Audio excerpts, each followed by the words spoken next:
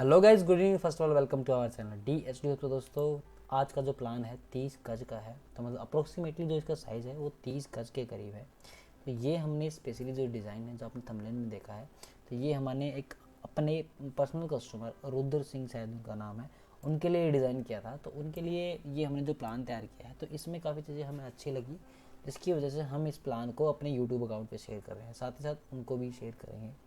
तो अभी क्या है कि जैसे कि उन्होंने हमें रिक्वायरमेंट भेजी थी, मैं इसका एक बार इसका 2D प्लान दिखा देता हूँ। तो ये जैसे कि आप देख पा रहे हैं, ये इसका 2D प्लान है। इस तरफ से जो चौड़ाई है ना, फ्रंट से, ये इसका फ्रंट है, ये गली है। तो फ्रंट से जो चौड़ाई है वो 16 फीट 9 इंच की समथिंग थी, तो इसकी जो चौड़ाई रहने वाली है। तो अभी इसके पीछे की जो चौड़ाई है वो लगभग 16 फीट 2 इंच के करीब इसकी चौड़ाई रहेगी। उसमें क्या है कि पीछे की तरफ में लगभग आधा फीट आपकी कम हो जाती है, लेकिन इसकी टोटल जो लेंथ है वो 16 फीट के करीब रहेगी अप्रोक्सीमेटली। ये 30 गज के अंदर ही आपका प्लान आता है। अभी क्या है कि मैं इसको 3D व्यू दिखाता हूँ। तो इसमें क्या है कि जैसे ही आपकी एंट्री, मतलब दरवाजे से, मेन एंट्री गेट से आप इस तरह का गेट लगा सकते हैं, जो कि काफ़ी ज़्यादा अट्रैक्टिव दिखेगा। अगर और उनसे हमारी बात हुई थी कि अगर आप वेंटिलेशन के लिए मतलब एसी लगवाना चाहते हैं घर के अंदर में, तो यहाँ पे आप एसी की एडजस्टमेंट कहीं भी कर सकते हैं, जिसमें बाहर आपकी इसी दीवार के साथ मतलब स्टेबलाइजेशन हो जाएगी। उसके बाद जब सीढ़ियों की बात आती है, जैसे आपकी एंट्री होती है तो यहाँ से सीढ़ियाँ चढ़ना शुरू होती हैं।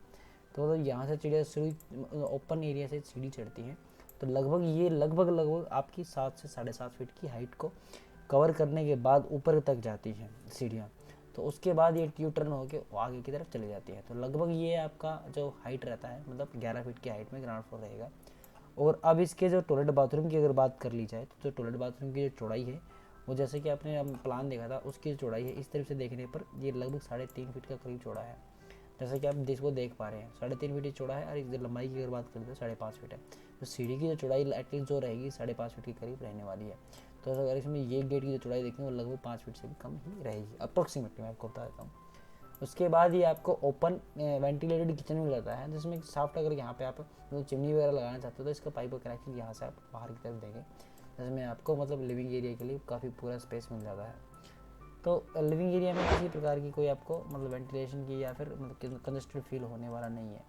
आप जैसे कि आप इसमें देख पा रहे हैं, खुला ही रहेगा लिविंग एरिया। तो ये था ग्राउंड फ्लोर। अब बढ़ते हैं इसके फर्स्ट फ्लोर के ऊपर। तो जैसे ही आपका ग्राउंड फ्लोर के बाद फर्स्ट फ्लोर की तरफ आप बढ़ते हो, तो सिंपली मैं आपको चीज़ क्लियर कर देता हूँ। जैसे आप सीढ़ियों से ऊपर की तरफ आते हो, तो आपको जो चौड़ाई मिलती है वो 5 फीट की रहने वाली है। मतलब सीढ़ी की जो चौड़ाई रहेगी वो 2.5 फीट ही रहेगी। मतलब एक तरफ से 2.5 फीट और एक तरफ से 2.5 फीट चढ़ने वाला एरिया आपको मिल जाता है।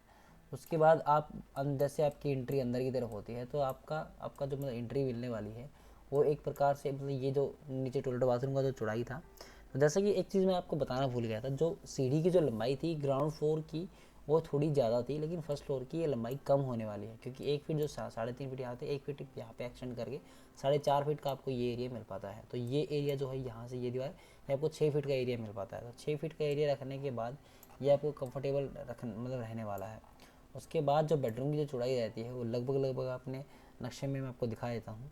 तो ग्राउंड फ्लोर के बाद जैसे आप फर्स्ट फ्लोर की तरफ आते हो, तो आपका मतलब ग्राउंड फ्लोर पे ये जो चौड़ाई थी वो लगभग 3.5 फीट हमने ली थी, लेकिन फर्स्ट फ्लोर पे स्टेयर की जो हाइट रहने वाली है वो 10 फीट ही रह जाती है।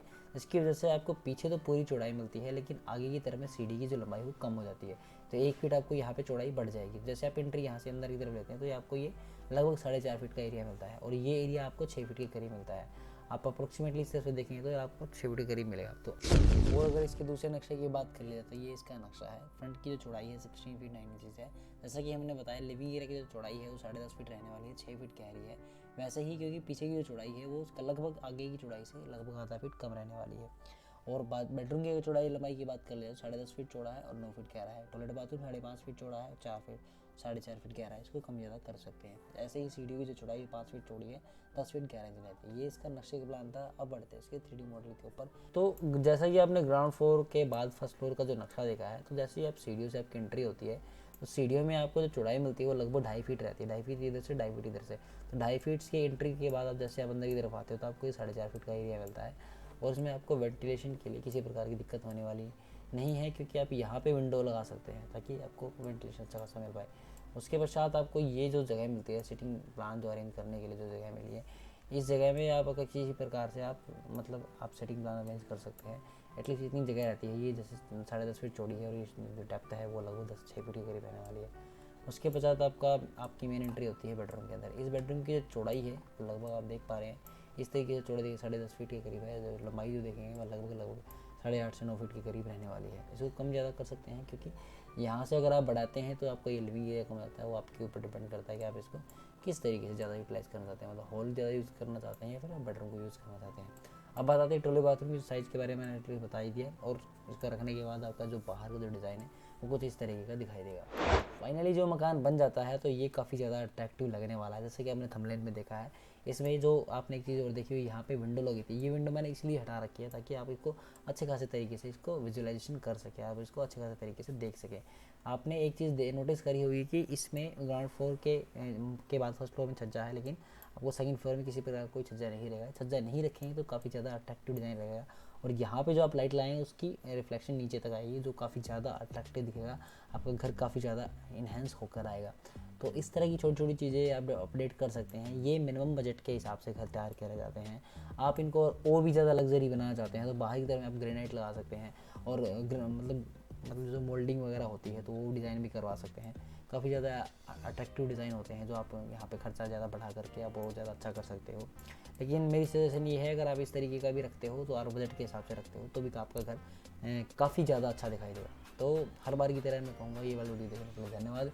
और रुद्र जी को मैं कहना चाहता हूँ, अगर किसी प्रकार की कोई कमी लगी है तो आप हमें पर्सनली कॉन्टैक्ट कर सकते हैं। ये वाली वीडियो देखने के लिए हर बार की तरह सभी नए व्यूअर्स को धन्यवाद।